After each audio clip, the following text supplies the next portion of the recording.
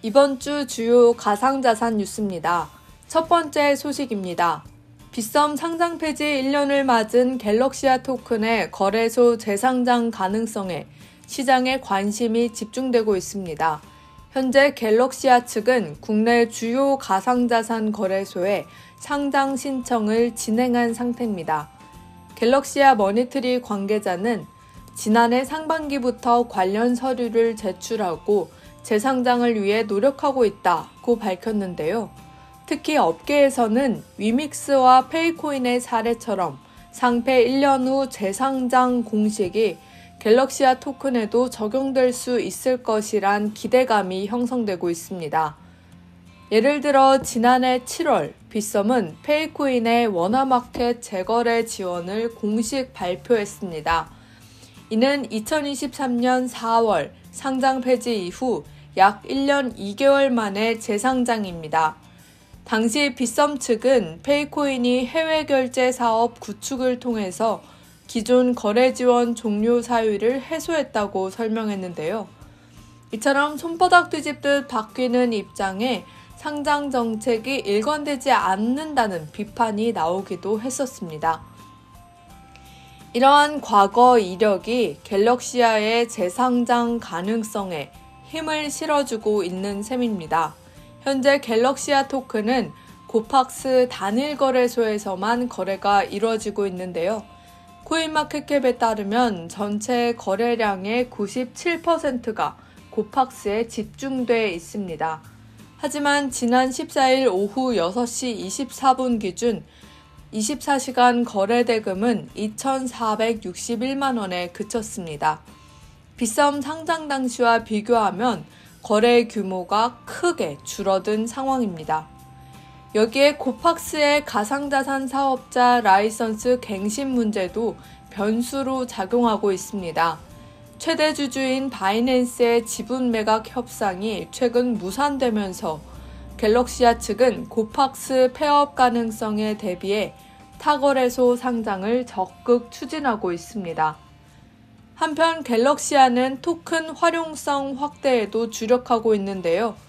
자회사 갤럭시아 메타버스를 통해 온체인 데이터 분석 포털 코인사이렌을 출시했으며 이 플랫폼에서 갤럭시아 토큰을 결제 수단으로 활용할 계획입니다.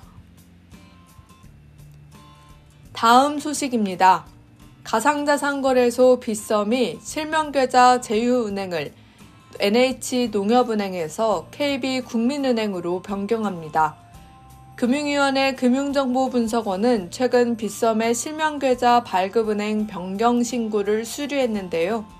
이에 따라 오는 3월 24일 오전 11시부터 빗썸 이용자들은 국민은행 계좌를 통해서만 원화 입출금이 가능합니다. 국민은행 계좌 연결을 위한 사전 등록은 오는 20일 오전 9시부터 시작되며 세부 절차는 추후 별도 공지를 통해 안내될 예정입니다. 주목할 점은 빗썸이 지난 2018년부터 6년간 이어온 농협은행과의 제휴를 종료한다는 건데요. 업계에서는 고령층 선호도가 높은 농협은행과의 제휴가 시장 점유율 확대에 한계로 작용했다는 분석이 나오고 있습니다. 국내에서 가상자산 사업자가 원화를 취급하려면 관련법에 따라서 은행과 실명계좌 계약을 맺어야 합니다. 이에 따라 업비트는 K뱅크, 코인원은 카카오뱅크, 코빗은 신한은행, 고팍스는 전북은행과 제휴를 맺고 있습니다. 빗썸은 기존의 농협이었는데 국민은행으로 제휴은행을 바꿨다는 겁니다. 문제는 이 1거래소 1은행 원칙이 어떤 법률에도 명시되지 않은 그림자 규제라는 점입니다.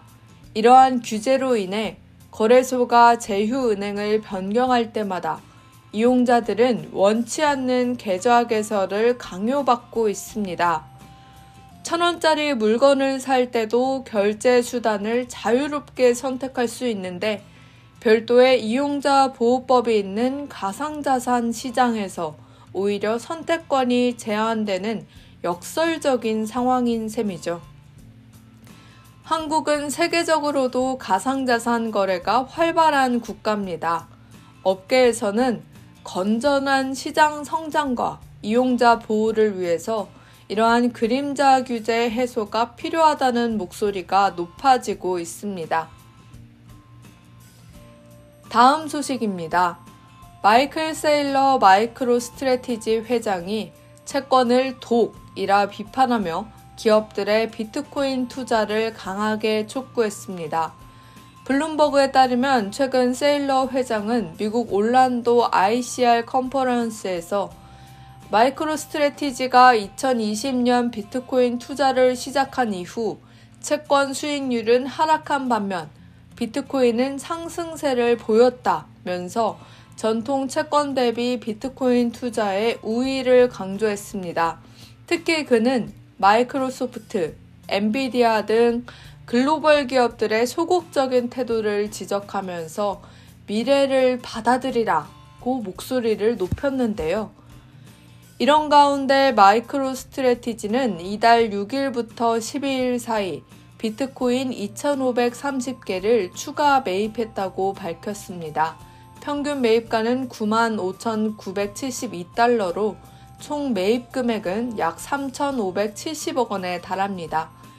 이번 매입으로 마이크로 스트래티지의 비트코인 보유량은 45만 개를 넘어섰는데요. 이는 전체 비트코인 공급량의 2%를 웃도는 규모입니다. 이처럼 최근 미국에서는 주요 기관 투자가의 비트코인 매입이 활발해지고 있습니다. 주목할 만한 점은 트럼프 미국 대통령 당선인의 차기 재무장관으로 지명된 스콧 베센트 전 소로스 펀드 수석 투자자 역시 비트코인 ETF를 보유하고 있는 것으로 확인됐다는 점입니다. 최근 뉴욕타임즈에 따르면 베센트 지명자는 약 1조 원 규모의 자산 포트폴리오를 보유하고 있고 재무장관 인준을 앞두고 이해상충 방지를 위해서 비트코인 ETF를 포함한 투자 자산을 전량 매각하기로 했습니다. 트럼프 당선인의 경제팀은 차기 행정부가 가상자산에 대해 포용적 정책을 펼칠 것이라면서 베센트 지명자가 이를 주도할 것이라고 밝혔는데요.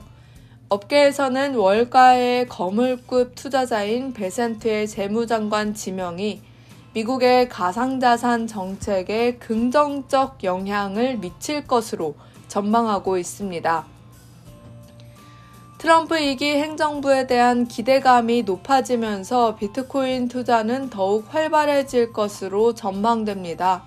가상자산 분석 기업 메사리는 최근 보고서를 통해 2025년에는 규제의 명확성이 강화될 것으로 내다봤습니다. 특히 미국 의회의 스테이블 코인 법안 제정 가능성과 함께 트럼프 행정부의 공약 이행 시 가상자산 산업이 수혜를 입을 것이라고 분석했습니다. 지금 바로 구독을 눌러보세요. 실시간 경제 뉴스, 투자 전문가들의 다양한 시황과 정확한 분석, 또 알찬 투자 정보까지 신뢰할 수 있는 저희 서울경제TV와 함께하세요.